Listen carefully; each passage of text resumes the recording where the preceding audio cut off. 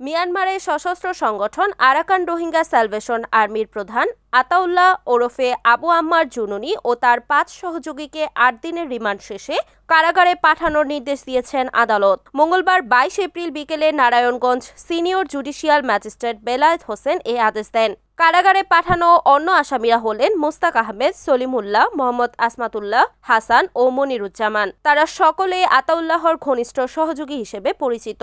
নারায়ণগঞ্জ আদালত পুলিশের পরিদর্শক মোহাম্মদ কাইয়ুম বিষয়টি নিশ্চিত করে জানান, আদালতের আদেশ অনুযায়ী তাদের কারাগারে পাঠানো হয়েছে। এর আগে গত ১৭ মার্চ দিবাগত রাত ১:৩০টার দিকে র্যাব একটি গোপন সংবাদের ভিত্তিতে নারায়ণগঞ্জের সিদ্ধিরগঞ্জের ভূমিপল্লী আবাসিক এলাকার ৬ নম্বর সড়কের ১০তলা ভূমিপল্লী টাওয়ার ৮ম তলার ফ্ল্যাটে অভিযান চালিয়ে আতাউল্লাহ সহ ৬ জনকে গ্রেফতার করে।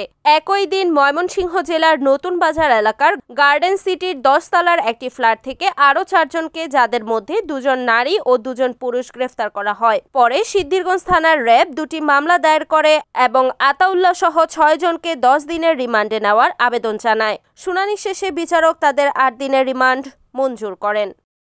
রিপোর্ট সাগর খান, NEN TV, নারায়ণগঞ্জ।